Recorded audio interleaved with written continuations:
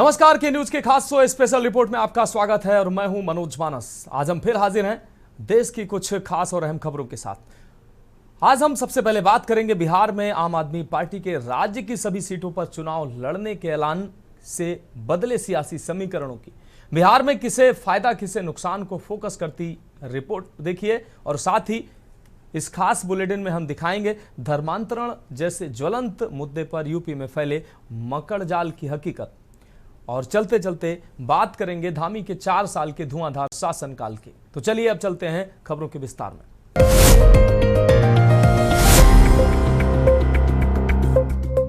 तो पहली अहम रिपोर्ट की बात कर लेते हैं। बिहार विधानसभा चुनाव की तेज होती सरगर्मियों के बीच आम आदमी पार्टी के सभी सीटों पर चुनाव लड़ने के ऐलान ने सियासी समीकरणों को उलझा दिया है। आम आदमी पार्टी जो इंडी गठबंधन का हिस्सा थी, अब बिहार में अकेले दम पर उतर रही है। इस कदम से राष्ट्रीय जनतांत्रिक गठबंधन यानी कि एनडीए और इंडी गठबंधन पर क्या असर पड़ेगा, यह अहम रिपोर्ट देखिए। बिहार में आपके चुनाव लड़ने से किसे फायदा किसे नुकसान, आप बिगाड़ेगी समीकरण इंडिया ब्लॉक को नुकसान। आपकी हिस्सेदारी से आरजेडी कांग्रेस के पारंपरिक वोट बेस में सेंध लग सकती है। खासकर शहरी, युवा, दलित और मुस्लिम मतदाताओं में वोट कटने का खतरा। हरियाणा, गुजरात में आम आदमी पार्टी के अलग चुनाव लड़ने पर कांग्रेस जैसी पार्टियों को नुकसान पहुंचा था। आप गैर भाजपाई दलों के समीकरण बिगाड़ देती है। बिहार में वोट विभाजन से एनडीए को अप्रत्यक्ष लाभ हो सकता है। भाजपा जेडीयू गठबंधन पर आपका दबाव नहीं है, बल्कि इससे उन्हें मुकाबले में आसानी होगी। आम आदमी पार्टी बिहार में अकेले चुनाव लड़ने जा रही है। ये खबर सियासी हलकों में हलचल मचा रही है।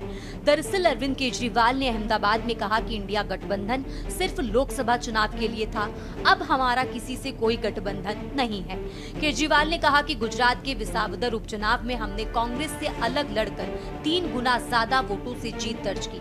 आपको बता दें कि बिहार चुनाव में अरविंद केजरीवाल की आम आदमी पार्टी ने सभी 243 सीटों पर चुनाव लड़ने का ऐलान किया है। इसके साथ ही पार्टी ने ये भी घोषणा की है कि वो किसी भी अन्य दल के साथ गठबंधन नहीं करने जा रही।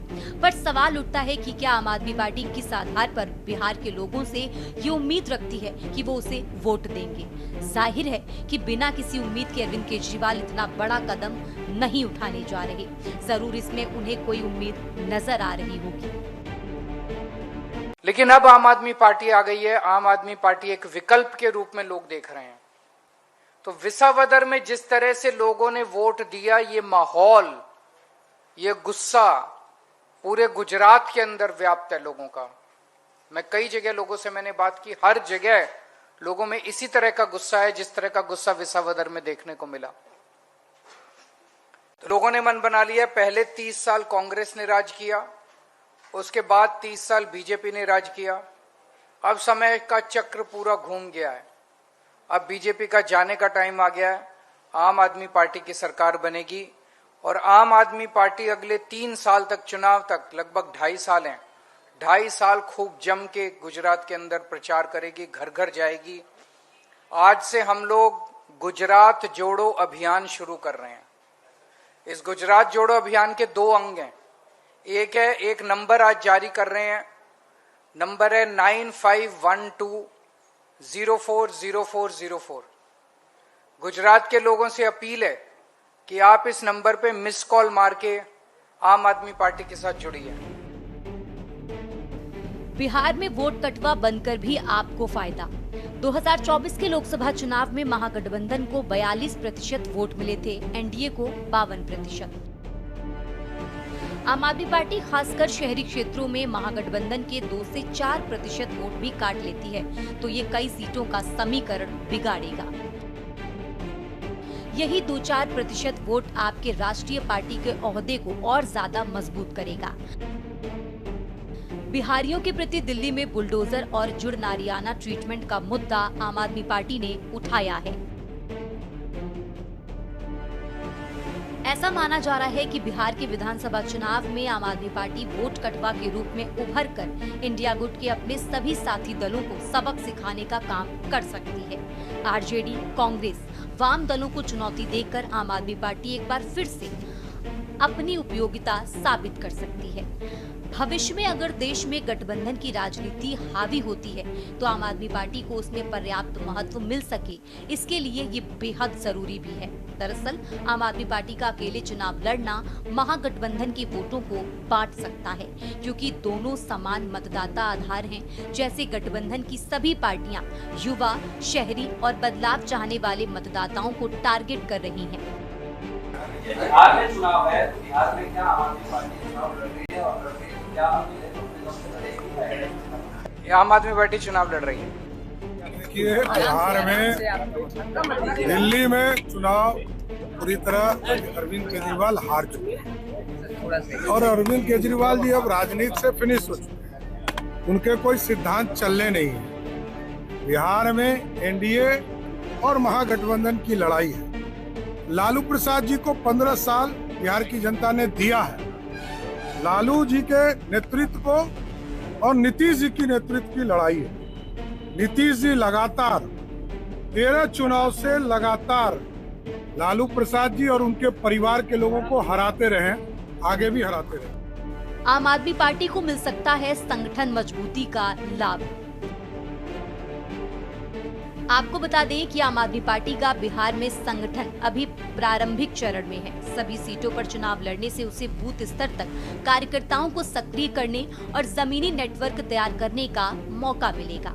कहा जा रहा है कि आम आदमी पार्टी अगर बुरी तरह हारती भी है तो कम से कम उसे बिहार की राजनीति समझने का मौका मिलेगा, जो साल 2029 के लोकसभा चुनावों में काम आएगा। वहीं सूत्रों के हवाले से ये भी बताया जा रहा है कि आम आदमी पार्टी ने बहुत से IT इंजीनियरों को चुनाव प्रचार के लिए हायर किया है। इसके दम पर आम आदमी पार्टी अपनी दिल्ली और पंजाब की उपलब्धियों जैसे मुफ्त बिजली, मोहल्ला क्लिनिक और शिक्षा सुधार को बिहार में प्रचारित कर पार्टी की ब्रांडिंग कर सकती है। बिहार की बहुत सी जनता जो RJD, JDU और BJP के जातिगत राजनीति से तंग है, उन्हें लुभाने का काम भी ये एक दीर्घकालिक फंडा हो सकता है। जाहिर है कि बिहार में इस बार आम आदमी पार्टी और जन स्वराज पार्टी दोनों राजनीतिक विकल्पों की टक्कर देखने लायक होगी। आम आदमी पार्टी के पास दिल्ली और पंजाब का शासन मॉडल और तथाकथित भ्रष्टाचार विरोधी छवि है, तो जन स्वराज के पास बिहार में पिछले 2 सालों के सघन जनसंपर्क और स्थानीय प्रशांत किशोर का नेतृत्व है। जाहिर है कि राजनीतिक समीक्षकों की नजर दोनों पार्टियों की टक्कर पर होगी। आम जनता में भी उत्सुकता होगी दोनों पार्टियों में किसे ज्यादा महत्व मिलता है। वहीं बिहार का एक बड़ा राज्य होने के साथ हिंदी हार्टलैंड भी है। अरविंद केजरीवाल अगर इस राज्य में अच्छा वोट शेयर हासिल करते हैं तो आम आदमी पार्टी को राष्ट्रीय स्तर पर स्थापित करने में उन्हें मदद मिलेगी।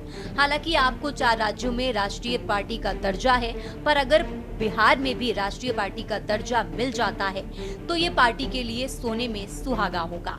बता दें कि राष्ट्रीय पार्टी के दर्जे को बनाए रखने के लिए 4 राज्यों में 6% वोट शेयर की शर्त होती है। स्पेशल डेस्क के न्यूज इंडिया। तो फिलहाल स्पेशल रिपोर्ट में वक्त एक अहम ब्रेक का है। ब्रेक के बाद अगली रिपोर्ट की बात करेंगे।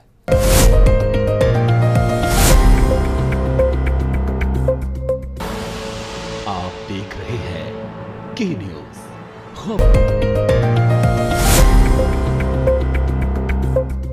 तो स्पेशल रिपोर्ट में अगली अहम रिपोर्ट की बात करते हैं। यूपी में लव जिहाद और धर्मांतरण का शिकार हुए लोगों की मंदिर में शुद्धिकरण के बाद हिंदू धर्म में वापसी हुई। लखनऊ में विश्व हिंदू रक्षा परिषद ने कई महिला और पुरुषों की हिंदू धर्म में वापसी कराई है। पहले धर्मांतरण के शिकार हुए लोगों का कहना है कि जिस दौर में उन्होंने अपने धर्म से दूर रहकर दूसरे धर्म को जिया, वो वक्त उनके लिए भारी था।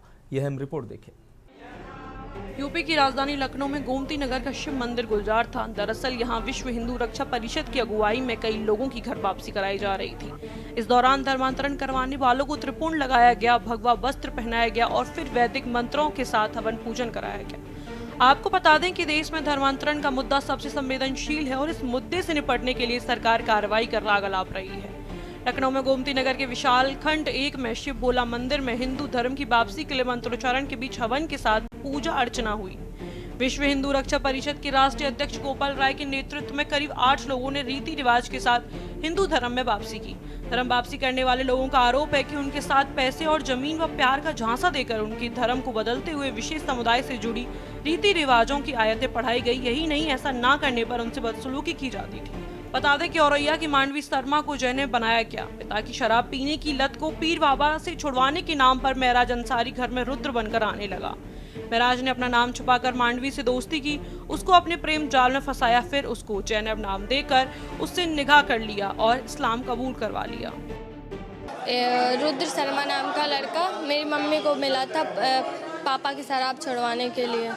उसने कहा था तुम्हारे पति की शराब हम छुड़वा देंगे। बाबा से मिले हम उस लखनऊ में 2019 में।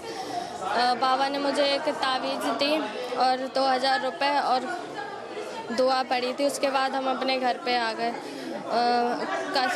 वो एक बार फिर से मेरे घर आया, कहने लगा कि बाबा कानपुर आए हैं, चलो उनसे मिल लो चल के। हम कानपुर में बाबा से मिलने चले गए। वो मुझे फतेहपुर मस्जिद है वहाँ पे ले गया और ज़बरदस्ती मेरा निकाह करवाया। तभी उसका नाम हमें पता चला महराज अंसारी है। वहीं सहारनपुर में रहने वाली सोनू रानी ने भी बताया कि कैसे ये नेटवर्क काम करता है और इस धर्मांतरण में एक दो नहीं बल्कि सैकड़ों लोगों का शिकार बनाया जाता है। और मेरा जो है एक इंस्टाग्राम के माध्यम से राजू राठौर के नाम से फर्जी आईडी पे मुलाकात हुई थी, जो रियल नाम उनका वसीम था। 2021 में मुझे बोला आप सऊदी आ जाओ, यहीं शादी करेंगे, अच्छी कंपनी में यहीं जॉब लगवा देंगे। मैं एक ब्यूटिशियन हूँ प्रोफेशनल। मैंने अपनी दुकान बेची, घर बेचा और मैं सऊदी चली गई। उनकी बातों में आके चली गई। वहाँ जाने के बावजूद छंगूर बाबा हैं उतरोड़ा के, उनसे वीडियो कॉल पे बात की और धर्म परिवर्तन करने के लिए बोला कि उसे बुला लीजिए यहाँ पे, आप आ जाइए बाबा जी और धर्म परिवर्तन करवा दिए। लड़की आ गई है। उन्होंने बोला मेरे ऊपर तो पुलिस की नजर है, मैं आ नहीं सकता और मेरी सेहत भी ठीक नहीं है। मेरा मुरीद रहता अदीदिलाम शहर सऊदी के अंदर, बदर अख्तर सिंदगी है उनका नाम। वो आएंगे, वो धर्म परिवर्तन करवा देंगे। सऊदी में जब मैं गई 3 दिन बाद वहाँ पे बदर अख्तर सिंदगी आते हैं और धर्म परिवर्तन करवाने की बात करते हैं, बोलते कलमा पढ़ लो। उसके बावजूद मुझे बोलते हैं कि मैं और छंगूर बाबा एक है। हमने बहुत सारी गरीब लड़कियों की यहाँ लाके अरबपति हैं, करोड़पतियों शेखों से निकाह करवाए, तेरे लिए भी अच्छा न शेख देख देंगे। मैंने बोला मैं हिंदू ब्राह्मण हूँ, पहली बार तो मुझे पता ही नहीं था कि मुस्लिम है, होता तो मैं आती ना, और मैं नहीं करूँगी। उसके आधार पर उन्होंने मेरी अश्लील वीडियो बनाई गई जिसपे मुझे ब्लैकमेल किया गया और ये बोला गया अगर तू किसी को बताएगी ये वीडियो जो हम पोस्ट कर देंगे। लव जिहाद और धर्मांतरण का शिकार हुई कई महिला और पुरुषों का लखनऊ के अंदर घर वापसी हुई है और हमारे साथ एक पीड़ित महिला है जो धर्मांतरण का शिकार हुई थी, उससे हम बात करेंगे। मैम, किस तरीके से कारवा चालू हुआ और आप किस तरीके से शिकार हुई? मेरे से अमित नाम का आदमी आया था मिलने के लिए, जिसने अपनी असली पहचान छुपाई थी, जिसका असली नाम है अबू आमिर अंसारी, पुत्र अबू हुरैरा अंसारी, जो जिला नौतनवा महाराजगंज का रहने वाला था। चूँकि बाहर का था तो मुझे जानकारी नहीं हुई थी और फिर उसके बाद में मतलब काफ़ी सालों बाद मुझे पता चला कि वो अमित है ही नहीं, उसका नाम तो अबू आमिर अंसारी है। तब पता चला कि इन लोगों का आज से नहीं, ये पुराना काम है धर्मांतरण कराना लोगों को, ताकि इस्लामिक मुल्क बनाया जाए, राष्ट्र बनाया जाए। और एक हिंदू लड़की से, जिसको ये लोग काफिर कहते हैं, 1 हज का सवाब मिलता है इससे, ये इनका मानना है, जिसकी वजह से ये टारगेट हिंदू लड़कियों को करते हैं और खास करके दलित को करते हैं, कमज़ोर वर्ग को करते हैं। कितने लोग इस नेक्सस में शामिल हैं और कितनी लड़कियां शिकार हुई होंगी? अगर कहें तो अगर निकाला जाएगा तो बहुत बड़ा आंकड़ा निकलेगा इसका। दरअसल यूपी के अलग अलग जिलों से ये सभी लोग रहने वाले हैं, जिसमें औरैया, सहारनपुर, सिद्धार्थनगर, मुरादाबाद, बलरामपुर समेत अन्य जिले हैं। आरोप है कि इस धर्मांतरण के खेल में कई लोग शामिल हैं। कुछ लोग धर्म बदलने के लिए झूठ, फरेब और प्यार का रास्ता अपनाते हैं, तो कुछ लोग पैसे और जमीन का लालच देकर गरीब हिंदुओं का फायदा उठाकर उनको विश्वास में लेकर धर्मांतरण कराते हैं। हिंदू धर्म में वापसी करने वालों में मात्र महिला और लड़कियां ही नहीं बल्कि पुरुष भी हैं, जिन्हें बहला फुसला कर या ये कहें लालच देकर उनको उनके धर्म से दूर कर उनके स्तर पर टोपी पहना दी जाती है। विश्व हिंदू रक्षा परिषद के राष्ट्रीय अध्यक्ष गोपाल राय ने बताया कि धर्मांतरण के रैकेट के पीछे एक बहुत बड़ा सिंडिकेट काम करता है, जिसमें झांगुर बाबा गैंग शामिल है। कई मुकदमे इसके खिलाफ हैं। आजमगढ़ में है, उतरौला जो थाना है ये बलरामपुर डिस्ट्रिक्ट में, उसमें कई थाना बलात्कार का आरोपी है और बहुत बड़ी गैंग है। अगर किया जाएगा तो आज के डेट में मैं बता रहा हूँ, चंदन गुप्ता जो हिंदूवादी नेता थे, कमलेश तिवारी हत्याकांड में, ये सब इसके गिरोह के लोग हैं। क्योंकि ये जमानत कराता, खट इसकी जमानत हो जाती है। इसकी पकड़ बड़ी अच्छी है अदालत में भी, वो जैसे भी कर देता है, वकील बढ़िया करता है या जैसे भी करता है, तो इसकी जाँच जांच जरूरी है।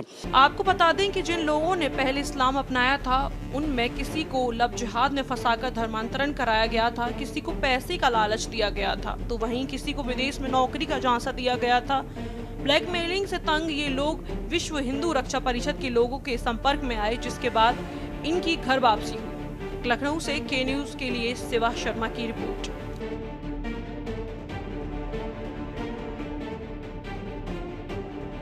तो स्पेशल रिपोर्ट में अब बात अगली अहम रिपोर्ट की। उत्तराखंड में मुख्यमंत्री पुष्कर सिंह धामी का मुख्यमंत्री के रूप में 4 साल का कार्यकाल पूरा हो गया है। इस बीच धामी सरकार ने प्रधानमंत्री नरेंद्र मोदी के संकेतों को समझा और उसे अपने आचरण का हिस्सा भी बनाया। वहीं प्रधानमंत्री ने भी धामी सरकार की पीठ थपथपाकर अच्छे कार्यों को सराहा। यह अहम रिपोर्ट देखें।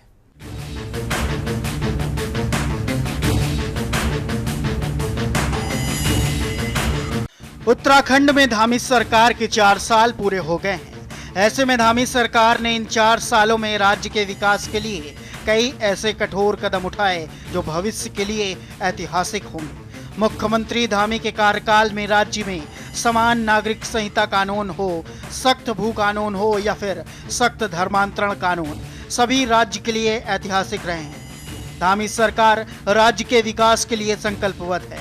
पुष्कर सिंह धामी उत्तराखंड बीजेपी के लंबे कार्यकाल के मुख्यमंत्री बन गए हैं। उन्होंने आज मुख्यमंत्री रहते 4 साल पूरे कर लिए हैं। 4 जुलाई 2021 को उन्होंने मुख्यमंत्री पद की शपथ ली थी। 2022 में बीजेपी की सरकार बनने के बाद दोबारा फिर से उन्हें मुख्यमंत्री बनाया गया। दोनों कार्यकाल में उन्होंने आज 4 साल पूरे किए हैं। राज्य गठन से लेकर अब तक नारायण दत्त तिवारी को छोड़कर उत्तराखंड में भाजपा सरकारों में कोई भी मुख्यमंत्री लगातार 4 साल का कार्यकाल पूरा नहीं कर पाया। राजनीतिक अस्थिरता के कारण केंद्रीय नेतृत्व में यहां बार बार मुख्यमंत्री बदले। पुष्कर सिंह धामी अकेले ऐसे मुख्यमंत्री हैं जो 4 साल तक लगातार बने रहे, लेकिन उनके सामने अभी रिकॉर्ड बनाना बाकी है। 5 साल तक अगर वह लगातार मुख्यमंत्री बने रहे तो बीजेपी सरकारों का यह रिकॉर्ड होगा। राज्य गठन के बाद 2002 से 2007 तक कांग्रेस के एनडी तिवारी ऐसे मुख्यमंत्री थे जो लगातार 5 साल का कार्यकाल पूरा कर पाए थे। उसके बाद ना तो कांग्रेस सरकार में और ना बीजेपी सरकार में कोई मुख्यमंत्री 5 साल तक चल पाया। धामी सरकार में भी कई बार नेतृत्व परिवर्तन की चर्चा चलती रही। अब उनके सामने ये बड़ी चुनौती है कि वह 5 साल तक टिक पाते हैं या नहीं। 2022 के विधानसभा चुनाव में खटीमा से चुनाव हारने के बाद भी बीजेपी नेतृत्व ने उन पर भरोसा जताया। इसके बाद मार्च 2022 में पुष्कर सिंह धामी को फिर से प्रदेश का मुख्यमंत्री बनाया गया। तब से लेकर अब तक केंद्रीय नेतृत्व के लिए धामी उत्तराखंड में भाजपा के सबसे विश्वसनीय चेहरा साबित हुए हैं। कई अहम निर्णय को लेकर भी धामी ने देश भर में सुर्खियां बटोरी। उनके यूनिफॉर्म सिविल कोड की बात हो या फिर नकल विरोधी कानून या फिर धर्मांतरण जैसे बड़े कानून की बात हो, जिनकी चर्चाएं देश भर में रही। वहीं इन सब के बीच विपक्ष का कहना है कि धामी सरकार के ये 4 साल जनता के लिए बेरोजगारी, लचर कानून व्यवस्था, महंगाई के चलते बहुत ही निराशाजनक रहे। 4 जुलाई 2021 को मेरे जैसे सामान्य कार्यकर्ता को हमारी पार्टी के राष्ट्रीय नेतृत्व ने, प्रधानमंत्री, गृहमंत्री, हमारे राष्ट्रीय अध्यक्ष जी ने इस जिम्मेदारी के लिए मेरे को दायित्व दिया। और उस समय बहुत कठिन समय था, चुनौतीपूर्ण समय था। हम आपदा के पूरे प्रभाव में थे। आपदा और कोविड की आपदा थी। उद्योग धंधे भी पूरी तरह से हमारे कहीं न कहीं अपनी उस रफ्तार को नहीं पकड़ पा रहे थे और आम जनजीवन भी पूरी तरह से पटरी पर नहीं था। अनेक प्रकार के हमारे रोजगार, स्वरोजगार, महिलाएं, हमारे युवा, होटल वाले, ढाबे वाले, चारधाम यात्रा से जुड़े हुए लोग, युवक मंगल दल, महिला मंगल दल, इन सभी की स्थिति खराब हो रही थी। और सबसे बड़ी महिला स्वयं सहायता समूह, उस समय उनके द्वारा जो बनाए गए तमाम प्रकार के उत्पाद थे उनको बाज़ार में चूँकि वो बिक नहीं पाए और जो कच्चा सामान था वो ख़राब हो गया। उसके लिए हमने पैकेज दिया और 1000 करोड़ रुपये से भी अधिक के पैकेज की सभी के लिए एक अलग प्रकार का मॉडल जिसकी आज लोग समीक्षा कर रहे हैं। हमारा प्रयास है कि हमने इन 4 वर्षों में सभी अपने वरिष्ठ नेताओं का, सभी बड़े बुजुर्गों का, सबका आशीर्वाद लेकर, उत्तराखंड की जनता का साथ लेकर, आदरणीय प्रधानमंत्री जी की प्रेरणा से उत्तराखंड हिंदुस्तान का श्रेष्ठ राज्य बने। आपको बता दें, इन 4 सालों में धामी के व्यवहार में सौम्य और एक्शन में कठोरता हमेशा नजर आई। लैंड जिहाद हो, लव जिहाद हो या फिर थूक जिहाद जैसे मामलों के खिलाफ कड़े फैसले लेकर उन्होंने बड़ा संदेश दिया है। खुद प्रधानमंत्री नरेंद्र मोदी ने उनके कामकाज से खुश होकर उनकी पीठ थपथपाई। पीएम ने साफ संदेश दिया है कि वह बगैर किसी चिंता के किसी गति से काम करते रहे। धामी के नियंत्रण पर प्रधानमंत्री नरेंद्र मोदी कई बार उत्तराखंड भी आए। 5 वर्ष पूरे होने पर मुख्यमंत्री पुष्कर सिंह धामी ने अपने सोशल मीडिया अकाउंट पर प्रदेश की जनता का आभार जताया और उन्होंने लिखा कि आप सभी के स्नेह, प्रेम और आशीर्वाद से आज मुख्य सेवक के रूप में 4 वर्ष का कार्यकाल पूर्ण किया है। प्रधानमंत्री नरेंद्र मोदी की प्रेरणा और मार्गदर्शन से ये 4 वर्ष देवभूमि उत्तराखंड को देश के श्रेष्ठ राज्यों में शामिल करने के हमारे प्रयासों को समर्पित रहे हैं, जहां पर इन 4 वर्षों में समान नागरिक संहिता, सख्त नकल विरोधी कानून, सख्त धर्मांतरण कानून, दंगा रोधी कानून लागू कर सुशासन के संकल्प को पूरा किया है। वहीं लैंड जिहाद, लव जिहाद, अवैध मदरसों व अतिक्रमण पर नियंत्रण कार्रवाई, सख्त भू कानून लागू कर देवभूमि के मूल स्वरूप की रक्षा के लिए अपनी प्रतिबद्धता को साबित किया है।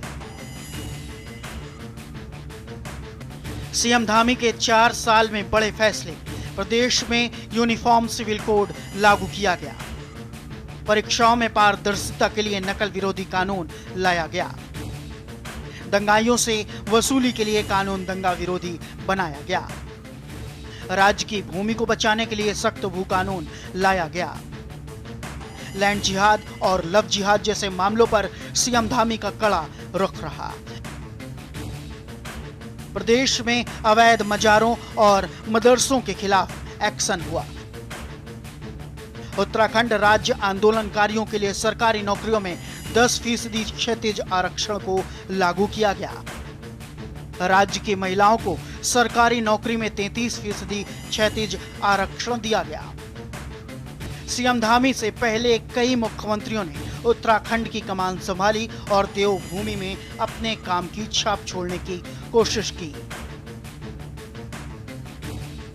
उत्तराखंड में अब तक रहे बीजेपी के मुख्यमंत्री नित्यानंद स्वामी 9 नवंबर 2000 से 29 अक्टूबर 2001 तक, भगत सिंह कोश्यारी 30 अक्टूबर 2001 से 1 मार्च 2002 तक,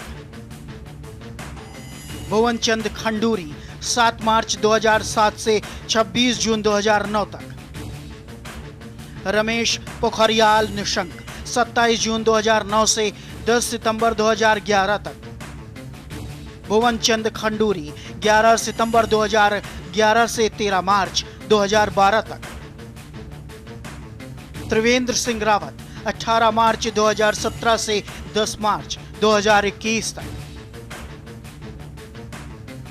तीरथ सिंह रावत 10 मार्च 2021 से 3 जुलाई 2021 तक, पुष्कर सिंह धामी 4 जुलाई 2021 से लगातार जारी।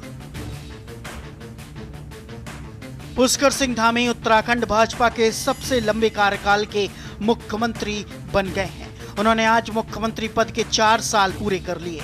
4 जुलाई 2021 को उन्होंने मुख्यमंत्री पद की शपथ ली थी। 2022 में भाजपा की सरकार बनने के बाद दोबारा फिर से उन्हें मुख्यमंत्री बनाया गया। दोनों कार्यकाल में उन्होंने आज 4 साल पूरे कर लिए। राज्य गठन से लेकर अब तक नारायण दत्त तिवारी को छोड़कर उत्तराखंड में इतना बड़ा कार्यकाल कोई मुख्यमंत्री पूरा नहीं कर पाया।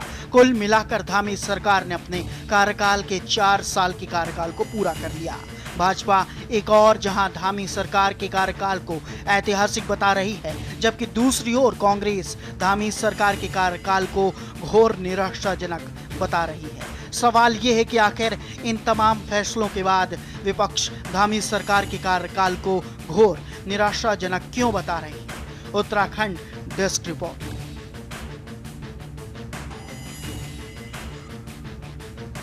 तो फिलहाल